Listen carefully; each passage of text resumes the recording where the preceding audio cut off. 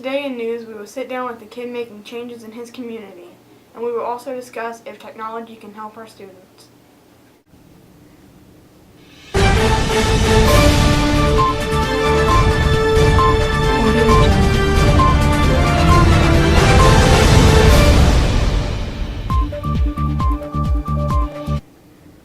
Thanks for tuning in to Channel 8 News. I'm Haley Hayslip. We start our broadcast with a story about Ryan Tumbleson, who is a teenager from Southern Ohio trying to make a change. Our reporter, Tyler Barnes, caught up with him earlier this evening to ask him some questions about his mission. Thanks, Haley. Today I'm talking to Ryan Tumbleson, who is a civil leader in his community. The main question is why. Why do you choose to give back to your community? So, this all really started whenever I was young. I joined an organization known as 4-H. It had a great impact on me. Whenever I first started, it was just something fun to do. My brother was in it. It just seemed like, hey, I'm in Ross County, might as well join. So, but then it completely changed. Whenever I was 6, I was diagnosed with leukemia. My whole world around me completely fell apart, and I was bald. I didn't feel good. Just everything was not right. Hated everything about it. But then the people in 4-H really helped me. They made me feel normal, and it was just a life-changing experience, just seeing what kindness that others have shown to me, either advisors or other 4-Hers have done, is just crazy. So ever since then, I've really had the drive to give back to my community, whether it's for kids who have had cancer or just for personal guidance or anything along those lines, or if it's just community service in general. I know how big of an impact it's been on me, so I try to have the spirit of volunteerism. Is something that I always like to go off of and try to spread it to everyone else and say, hey, this is what's been big for me. See if I can help you, and if I can help you, see if you can spread it on someone else. It's like the saying goes, whenever you drop a pebble in a brook of water, you don't know how far the ripple spread.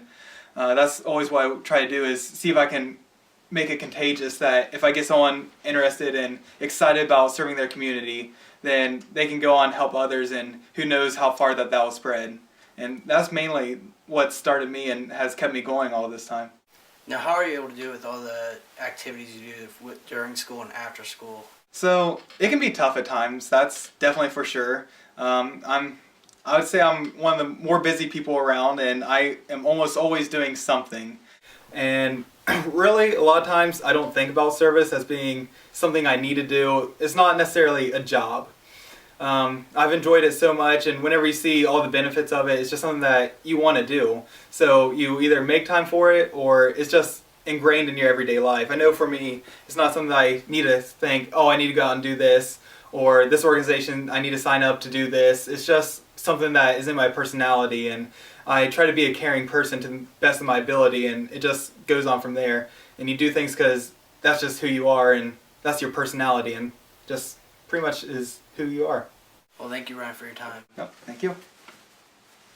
This is Tyler Barnes reporting. Back to you, Haley. Thanks, Tyler. And now, technology has many uses for teenagers. They are constantly connected. In business and college, they will be expected to communicate and collaborate with these tools. For high school teenagers, how can we prepare them now? We will go down to Charles, who will be showing us how his technology class is preparing him. My classmates and I use Google Apps. We utilize Gmail, Google Calendar, and Google Drive. With Google Drive, we can submit our projects into our instructors via the internet. We can also access our projects from any internet-capable device, such as your smartphone or another computer at a different location. How do I use technology in my classroom? I use technology to engage my students in new and different ways. It's an opportunity for me to talk to them, to review with them. I use Poll Everywhere that allows me to ask them questions. I use an email address that allows them to tell me things that they may not have wanted to tell me in person or out loud. It's an awesome way for me to be able to encounter them in new and different ways, to expand their horizons, to allow them to read newspapers, to read USA Today on a daily basis on their iPads. It has revolutionized the way that I teach. That wraps up our broadcast for tonight. Thanks for tuning in. I'm Haley Hayslip. See you next time.